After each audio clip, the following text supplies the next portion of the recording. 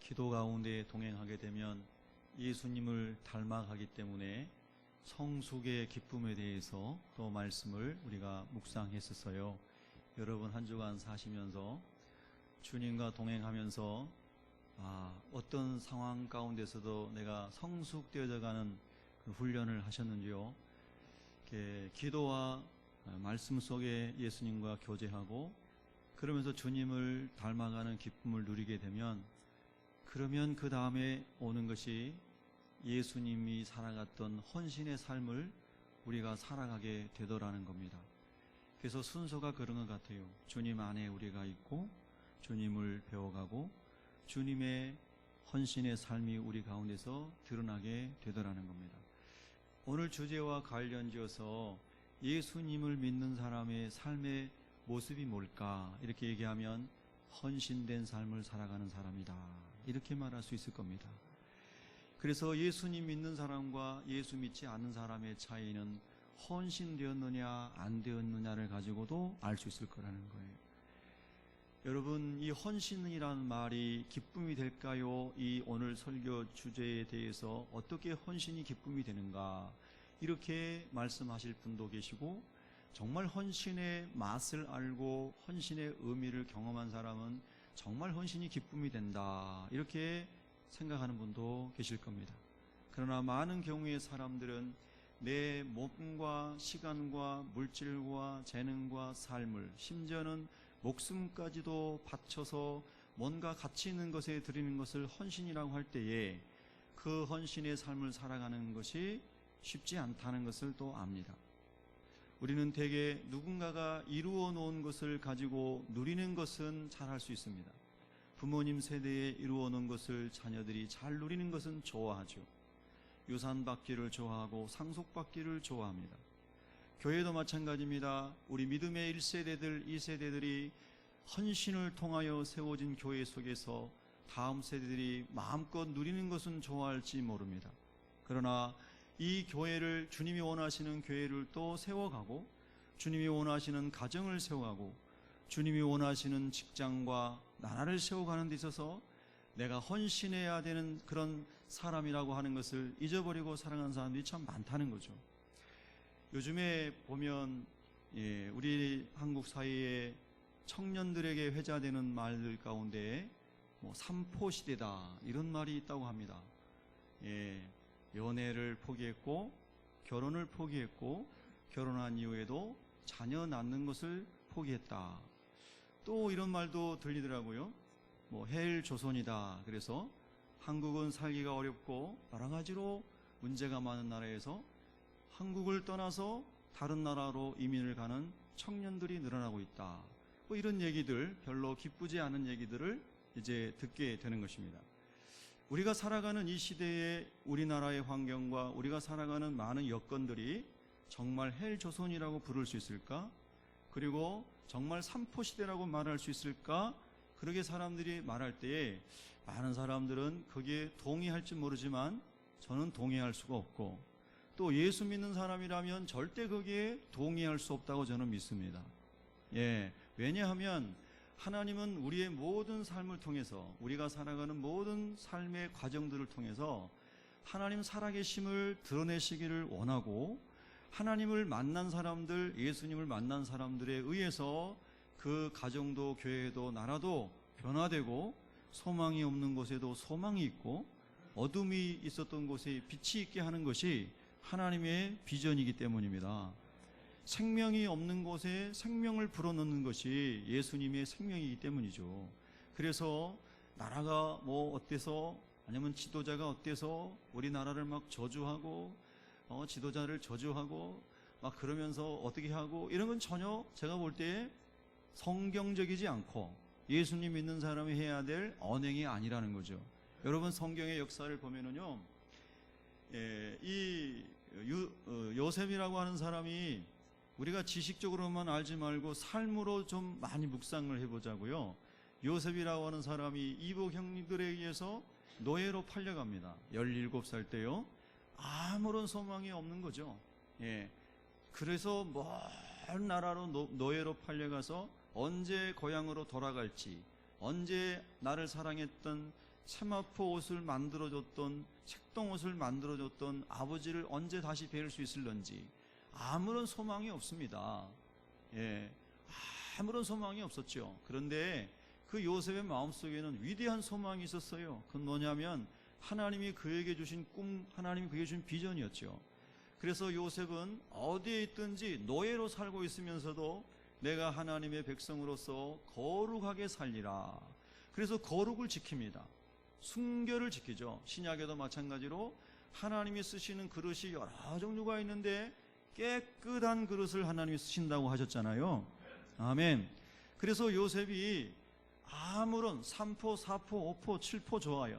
모든 것이 다 포기된 상황 같은 삶이었지만 절대 그는 삶을 포기하지도 않았고 하나님을 포기하지도 않았고 하나님의 꿈을 포기하지도 않았어요. 그래서 하나님 안에서 기도하고 정결하며 신실한 삶을 살 때에 하나님이 요셉을 통해서 그의 가족을 세울 뿐만 아니라 민족도 세우는 기초를 만들고 이방 나라를 또 구원하는 엄청난 하나님의 사람으로 쓰신 줄로 믿습니다. 적어도 이 하나님의 말씀을 믿고 이 하나님의 능력을 믿는 그리스도인이라 하면 우리가 어떤 환경 속에서도 주변이나 나라나 지도자나 어떤 것을 원망하고 불평하고 좌절하는 게 아니라 하나님의 말씀을 가지고 일어서서 나가야 되는 것입니다. 지금은 소망의 시대입니다.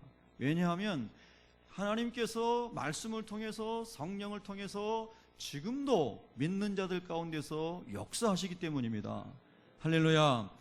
그래서 우리가 이 하나님의 말씀을 붙잡고 예수님을 발견한 사람이면 이렇게 삶이 차원이 다른 삶을 살 수 있구나 하는 것을 성경을 통해서 많이 볼 수가 있는 겁니다.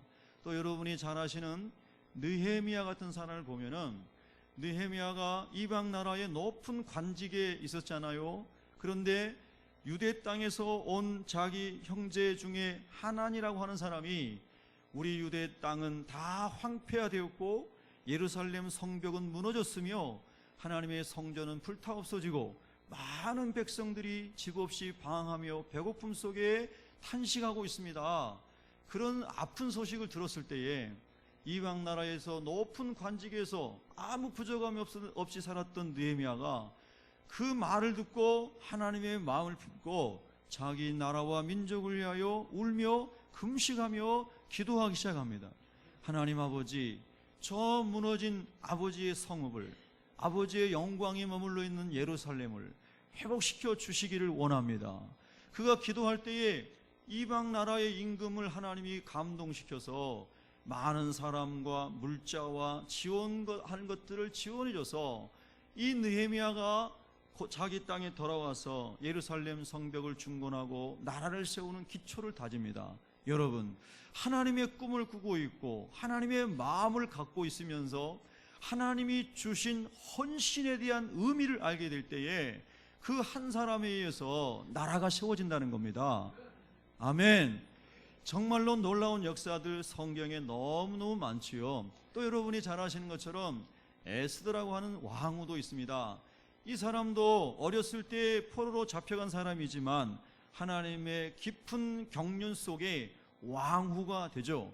그런데 하만이라고 하는 사람에 의해서 유다인들이 모함을 받아 다 죽음 앞에 풍전 등화 앞에 그들이 몰리게 되었을 때에 모르드게의 이야기를 에스더가 듣지 않습니까?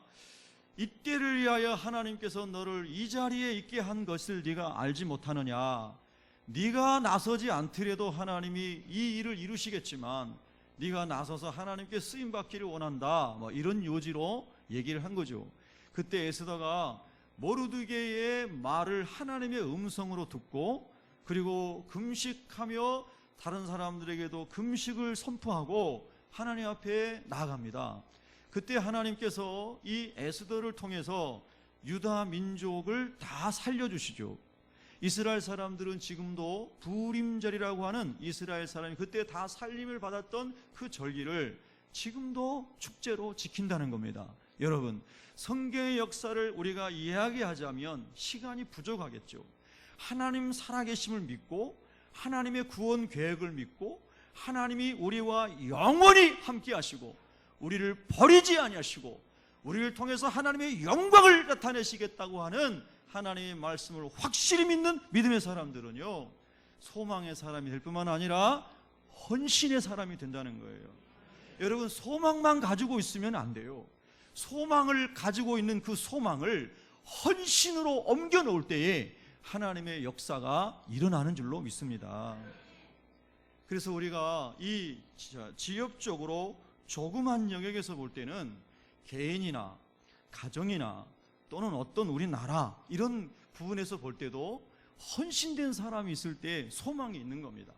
근데 여러분, 오늘 본문에서 헌신의 기쁨을 가지고 살아가는 사도 바울이 우리가 살아가면서 뭔가의 가치 발견이 되었을 때 우리가 헌신하게 되는데, 그 헌신도 눈에 보이는 것, 잠깐 땅에서 있다가 없어질 것을 위해서 헌신하는 게 있고, 눈에 보이지 않지만 영원한 것을 헌신하는 게, 그것을 위해서 헌신하는 것이 있다라고 설명하는 거잖아요.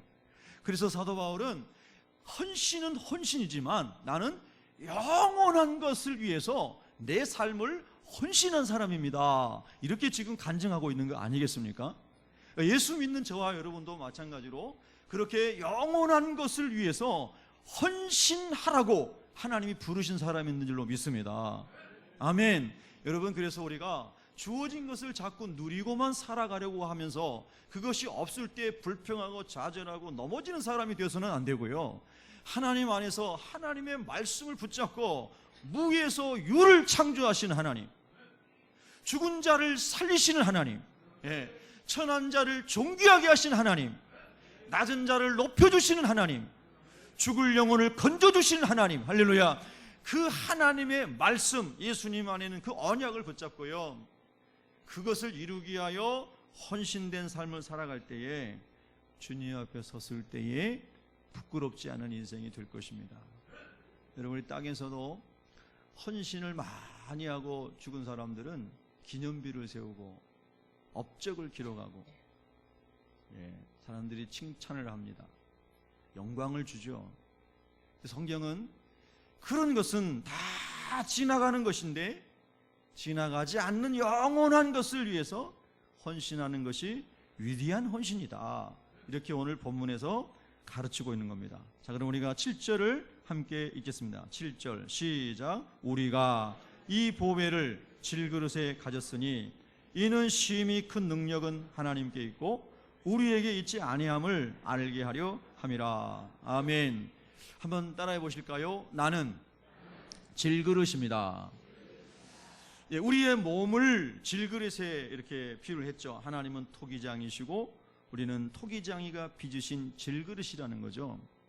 질그릇은 깨어지는 것이고 깨어진 질그릇은 흙으로 돌아가듯이 고린도후서 5장 1절에 보면 땅에 있는 우리 장막은 다 지나가는 것이고 없어지는 것이므로 손으로 짓지 아니하는 하늘에 있는 장막을 위하여 우리가 살아가야 한다라고 말씀하고 있는 것처럼, 그래서 이 땅에 살아가는 동안에 질그릇에 불과한 우리 몸을 가지고 이 몸 안에 담겨진 영혼이 살아갈 때에 무엇을 가치 있게 여기고 무엇을 위해서 이 몸을 다 들여 헌신하며 살아가는 것이 지혜로운 것이고 복된 것이고 영광스러운 것인가, 그것을 사도 바울이 가르치고 있는데요, 사도 바울은 말합니다. 나의 이 질그릇에 내가 이 보배를 가졌다.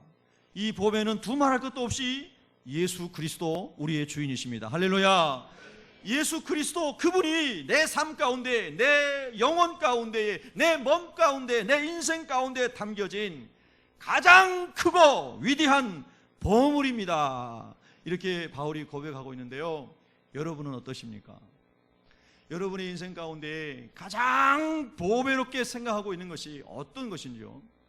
어떤 유명한 화가가 그린 마네, 모네, 무슨 여러 옛날에 있던 그런 어떤 유명한 화가가 그린 아주 오래된 걸작품을 여러분이 가지고 계시다면 그것이 여러분에게 보배이신가요? 여러분은 어떤 것을 가장 귀한 것으로 여기고 그것을 가장 가치 있게 여기면서 그것 때문에 살아가고 있는 것, 그 보배가 무엇입니까?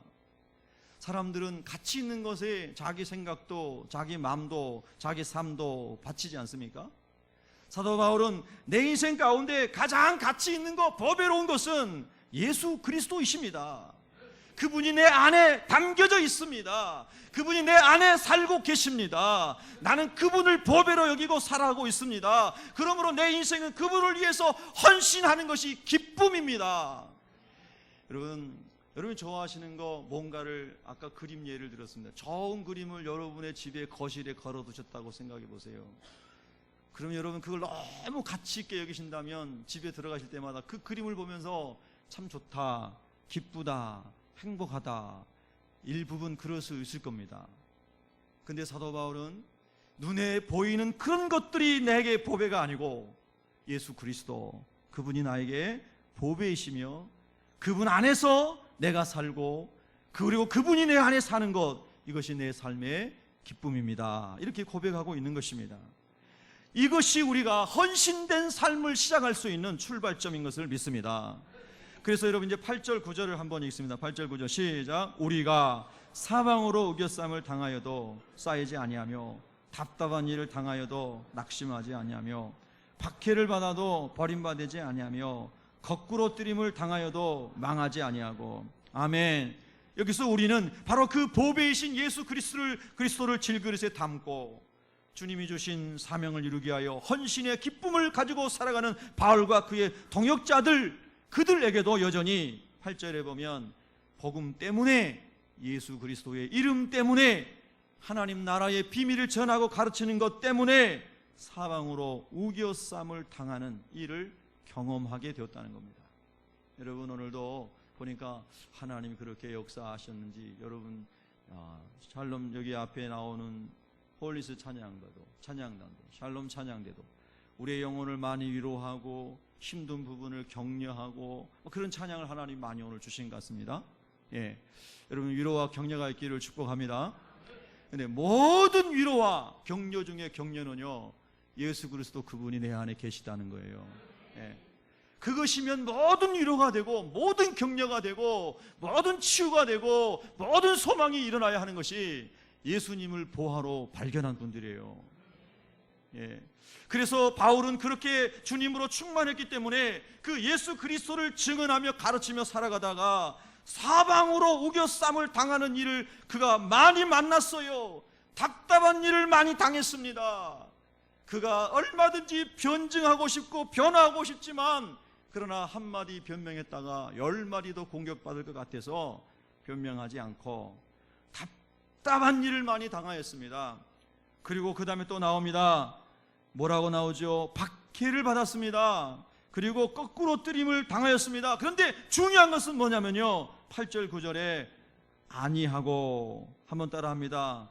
쌓이지 아니하고 낙심하지 아니하며 버림받지 아니하며 망하지 아니하고, 할렐루야, 복음을 위하여 소망을 가지고 헌신의 삶을 살아가는 하나님의 사람들에게 많은 어려움들이 더 찾아오지만, 복음 때문에 당하는 어려움들이 더 많지만, 의를 위해 싸우다가 핍박을 받는 일이 더 많을 수 있지만, 그러나 나는 쌓이지 아니합니다. 낙심하지 아니합니다. 버림받지 아니하였습니다. 망하지 아니하였습니다. 여러분, 이것이 예수님 안에서 예수님을 보아 삼고 살아가는 그리스도인의 자유의 표효입니다. 하나님, 나는 예수님 때문에 자유한 자입니다.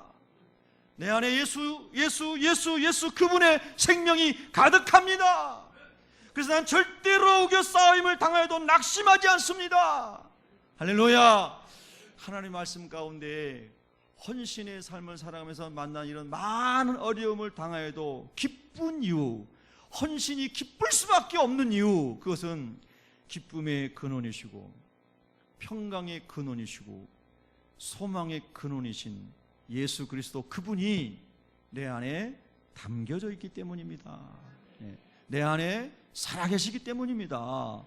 그것이 오늘 바울의 고백인 것이죠. 여러분과 제가 주님의 나라 가는 그날까지 이런 고백을 했으면 좋겠습니다.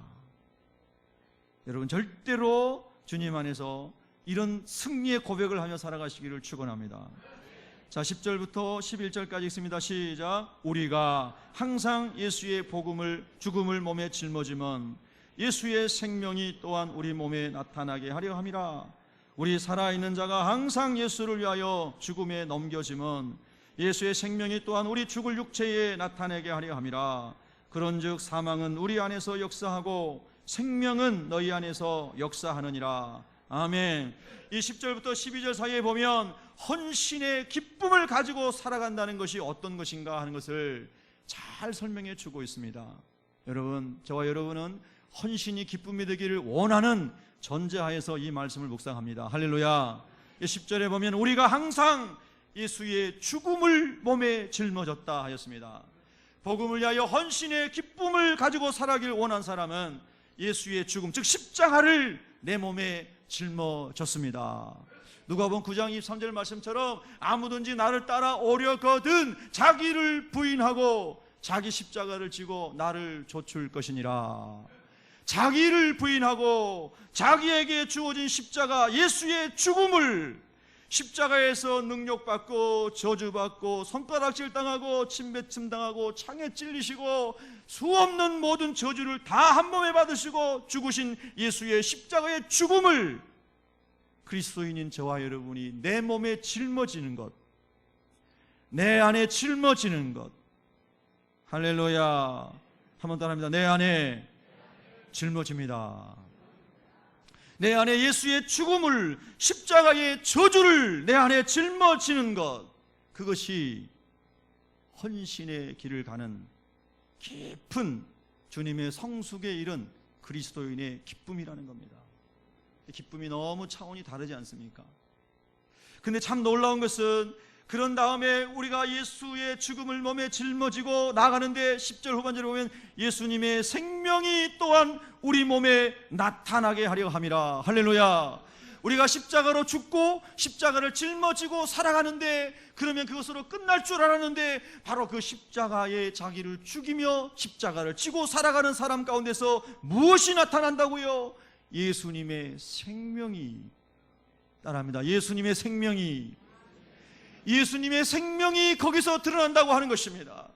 내가 살아있을 때에는, 내가 내 주장대로 살아갈 때에는 예수님의 생명이 드러나지 아니하였는데, 내가 십자가를 지고 내가 예수의 죽음에 참여할 때에는 내 안에서 예수님의 생명이 드러나더라고 하는 것입니다. 그것이 바울의 고백입니다. 여러분, 저는 늘 그렇게 기도합니다. 하나님, 우리 새벽교회 성도들은 신앙생활이 예수님 안에서 행복하게 해주세요. 세상 사람들이 말하는 그런 의미의 행복이 아니라요, 예수님 안에서 행복하고 평안하게 해주세요. 그것은 뭡니까? 모두가 다 예수의 죽음을, 예수의 십자가를 짊어지고 예수님과 같이 헌신의 기쁨을 가지고 살아가려고 하는 신앙의 여정 속에서 주님의 생명이 드러나는 것으로 인하여서 내가 기뻐하고 평안하고 감사하고 찬양할 수 있는, 주님, 그런 은혜를 우리에게 주세요. 할렐루야.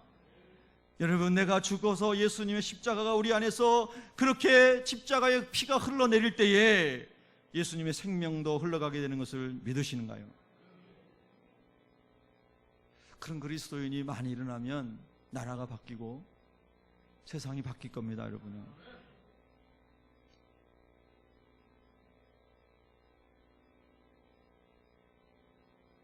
그런데 11절에 보면 또 그것을 더 깊이 있게 설명합니다. 우리 살아있는 자가 그랬습니다. 우리 살아있는 자가 무엇을 말합니까? 숨을 쉬는 것을 말하지 않습니다. 하나님과 연관되어 있고 하나님과 연합되어 있고 하나님의 생명 안에, 예수의 생명 안에, 성령의 능력 안에 영적으로 살아있는 우리가, 할렐루야, 하나님의 영광 안에, 하나님의 소망 안에 머물러 있는 우리가 살아있는 자라고 말하는 줄로 믿습니다.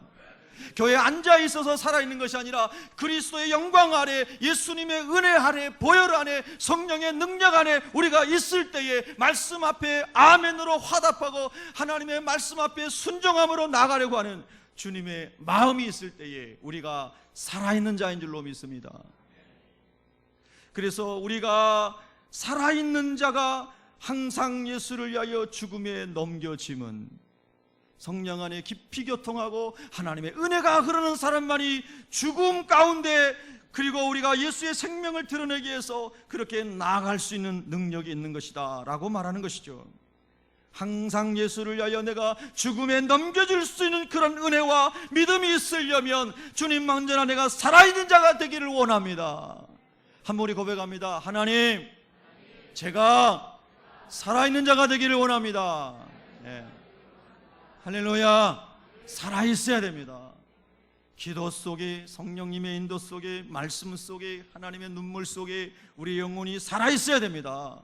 그 살아있는 사람이 항상 예수를 위하여 죽음에 넘겨질 수 있는 헌신의 기쁨을 누린다는 겁니다. 이것은 우리가 꼭 스데반 집사님처럼 돌에 맞아 순교하고 세례 요한처럼 목이 잘려 순교하고 사도 바울처럼 순교하고 모든 사람이 그렇게 된다는 의미가 아니라 우리의 삶 가운데서 우리가 감당해야 될 모든 삶의 순간순간들 속에서 주님이 내게 주신 십자가를 잘 칠 수 있다면, 아멘. 주님이 여러분 가정에서 지워진 십자가를 잘 여러분이 감당할 수 있다면, 그러면 예수님을 위하여 죽음에 넘겨져 예수의 생명이 여러분을 통해서 드러나게 되면 가정의 하나님 나라가 이루어지고 교회의 하나님 나라가 이루어지는 줄로 믿습니다. 여러분 이러실 때 있으시죠? 마음도 많이 힘들고 피곤한데요, 육신도 많이 힘드실 때 있잖아요. 그런데 너무너무 육신도 힘들고 마음도 힘든데 그 위에다 또 어려운 문제가 하나 딱 떨어질 때 있잖아요. 그러실 때 있으시죠? 근데 이거 하나까지는 내가 견딜 수 있어. 예수님 견딜 수 있게 해주세요. 근데 그 위에 또 하나 돌덩어리가 하나 탁 떨어지는 거예요.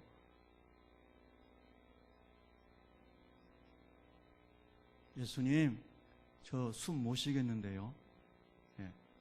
예수님, 저 지금 일어날 수 없어요. 예수님, 저 더 이상 견딜 수 없습니다. 아시잖아요.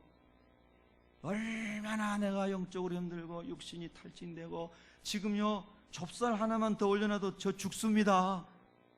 무거워서. 이럴 정도로 여러분 인생의 짐이 무거울 때에도 혹 찾아올 수 있잖아요.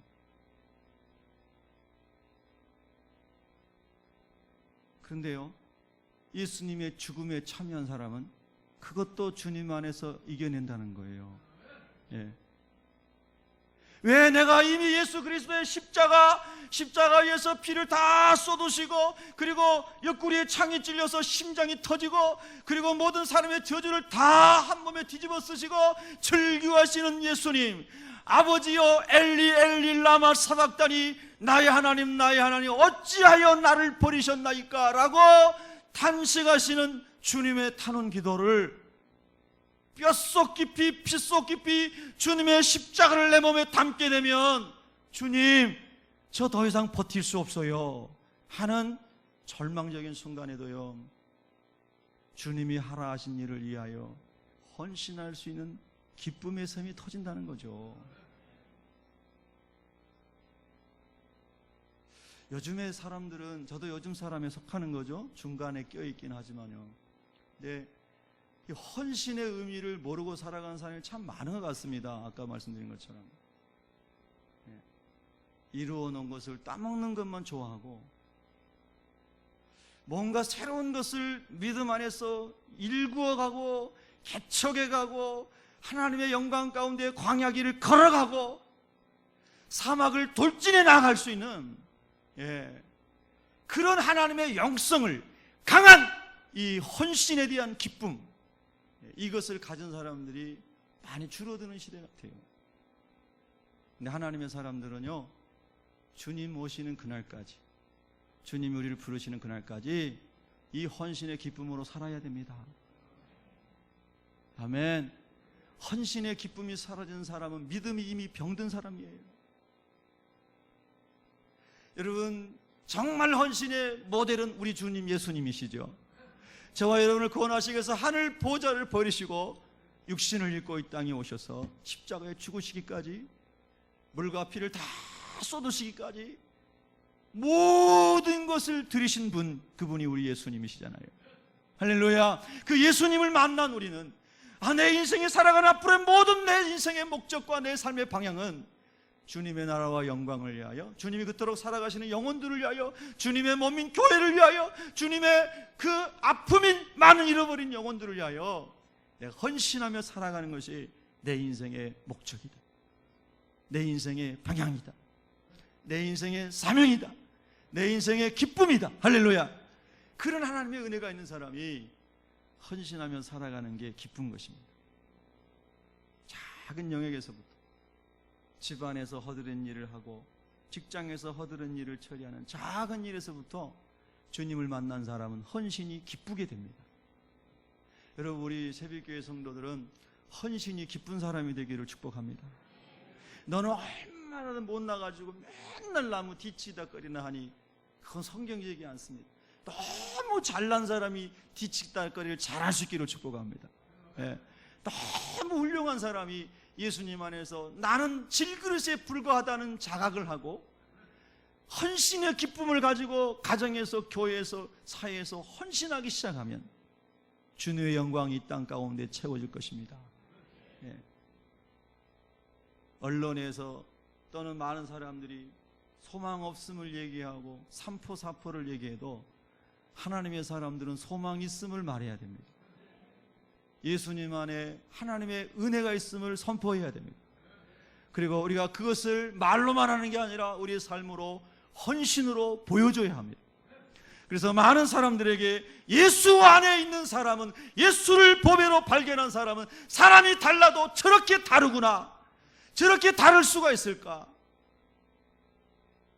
예수가 진짜 보배라고 발견된 사람은 저렇게 남다른 삶을 살아갈 수가 있구나. 거룩한 삶의 영향력을 발휘해야 합니다. 여러분, 일당만을 담당하시기 바랍니다. 예. 여러분 주변에 10,000명이 부정적인 사람이 있으면 그 10,000명을 변화시키기를 축복합니다. 예. 여러분, 어떻게 바울은 이런 고백들이, 엄청난 고백들을 계속해서 할 수 있을까요? 여러분 14절을 한번 12절을 제가 한번 더 설명하고 14절 보겠습니다. 그런즉 사망은 우리 안에서 역사하고 생명은 너희 안에서 역사하느니라. 십자가를 지고 있기 때문에 날마다 내가 죽고 내가 없어지는 사망의 같은 그런 삶은 내 안에서 내가 감당하고 그 십자가를 짊어지고 나가는데, 그런 결과로 말미암아, 그런 헌신의 결과로 말미암아 여러분 안에서는 생명이 역사하게 될 것입니다. 예. 얼마나 멋있습니까, 여러분요? 얼마나 멋있어요. 내가 죽음 같은 십자가를 경험하면서 내 안에서 생명이, 여러분을 살리는 하나님의 생명이 흘러갈 수 있다는 거, 얼마나 놀라운 축복입니까? 바울이 그렇게 자기 삶을 간증하고 있습니다. 자, 14절 읽습니다. 시작. 주 예수를 다시 살리시니가 예수와 함께 우리도 다시 살리사 너희와 함께 그 앞에 서게 하실 줄을 아노라. 아멘. 주 예수를 다시 살리신 우리 하나님 아버지께서 예수님과 함께 우리도 다시 살리실 뿐만 아니라 너희와 함께 그 예수님 앞에, 하나님 앞에 서게 하실 줄을 알기 때문에 내 헌신은 기쁨입니다. 내가 죽음은 기쁨입니다. 내가 주님을 따라가면 행복입니다. 이런 고백을 하고 있거든요. 그게 복음의 능력이거든요. 예수님의 능력이거든요. 여러분, 우리 안에 그 보배가 있는지요? 16절 읽겠습니다. 16절 시작. 그러므로 우리가 낙심하지 아니하노니 우리의 겉사람은 낡아지나 우리의 속사람은 날로 새로워지도다. 아멘. 여러분, 사도 바울을 잠시 생각해 보세요. 사도 바울은 복음을 전하다가 돌에 많이 맞았습니다. 저는 성경을 전하는 사람이기 때문에 이렇게 말씀을 드리지만 저는 복음을 전하다가 돌 맞아 본 적이 없습니다. 그래서 사실 이런 참 엄청난 말씀들을 묵상할 때는 참 두렵지요. 예. 너 돌 맞아 봤어? 이거는 아니 안 맞아 봤어요. 부끄러운 거죠, 사실은. 근데 사도 바울은 돌에 많이 맞았고요, 성 밖에 버려졌습니다. 죽은 줄 알고. 채찍에 많이 맞았습니다. 그래서 내가 내 육체의 그리스도의 흔적을 가졌노라. 예수 그리스도의 고난에 남은 모든 그 고난을 내 육체에 채우노라. 이렇게 말하면서 내 몸에 그리스도의 흔적을 가졌다. 스티그마 오브 크라이스트, 예수님의 흔적을 가졌다. 채찍에 맞아가지고 찢어져가지고 아물었는데 흉터가 그대로 있어요. 요즘 같으면 성형수술이 발달해가지고 조금 좀 이렇게 다듬겠지만은 그 시대에 그게 됐겠습니까? 그러니까 많은 돌에 맞고 채찍에 맞고 고문당하고 그러면서 온 몸이 만신창이가 된 겁니다. 나이가 들어가면서 그의 인생이 힘이 빠져가며 후패해지기도 하지만 많은 고문과 채찍질로 그의 몸이 다 망가져서 주님, 내 몸뚱아리를 보면 소망이 없어 보입니다. 이것은 다 없어져 가는 것처럼 지금 그렇게 가고 있습니다. 그런데 놀라운 것은 내 안에 있는 속사람은, 예수의 씨가, 하나님의 씨가, 하나님의 생명이 있는 내 속사람은 아버지 앞에 설 영광스러운 날을 생각하면서 날마다 내 속사람은 새로워져 가고 있습니다. 얼마나 위대합니까, 여러분? 이게 예수 신앙이거든요. 이게 예수 믿는 신앙이거든요, 여러분요. 내 몸은 다 그렇게 된다 할지라도 내 안에는 계속해서 생명이 불타고 있습니다. 불 속에 던져졌던 사드락과 메삭과 아벳느고, 용광로 불을 7배나 더 풀불을 뜨겁게 해서 그 사람들이 옆에서 들고 사드락을 던지고 메삭을 던지고 아벳느고를 풀불에 던졌습니다.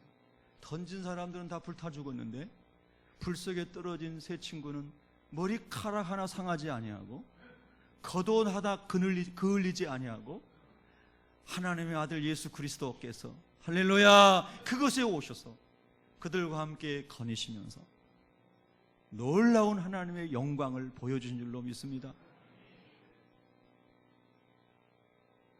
불 속에라도 들어가서 벙어리가 되어도 우리가 찬양하는 찬양들의 가사들이잖아요.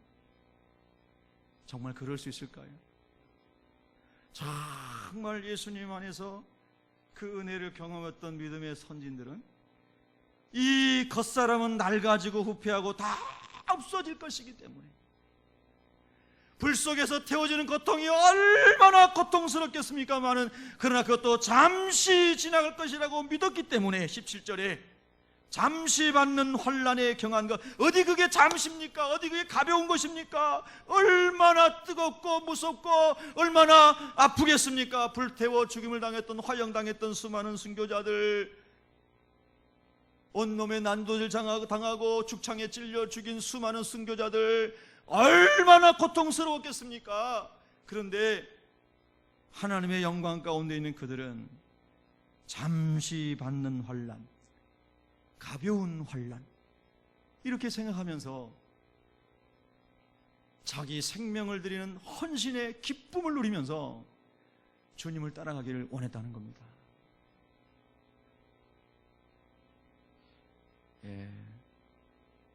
참 많이 부담되는 말씀이죠. 하나님께서 은혜로 여러분들에게 주시기를 축복합니다. 17절 18절 읽습니다. 시작. 우리가 잠시 받는 환난에 경한 것이 지극히 크고 영원한 영광에 중한 것을 우리에게 이루게 함이니, 우리가 주목하는 것은 보이는 것이 아니요 보이지 않는 것이니, 보이는 것은 잠깐이요 보이지 않는 것은 영원함이라. 아멘. 할렐루야. 우리 믿음으로 말씀 믿어주시면 아멘 하겠습니다. 아멘. 할렐루야. 지극히 크고 영원한 영광이, 엄청난 그 하나님 안에 있는, 예수님 안에 있는 영광이 바울의 삶에 예비되어 있었고 그 길을 따라가는 여러분을 위해서도 예비된 것을 믿으십니까?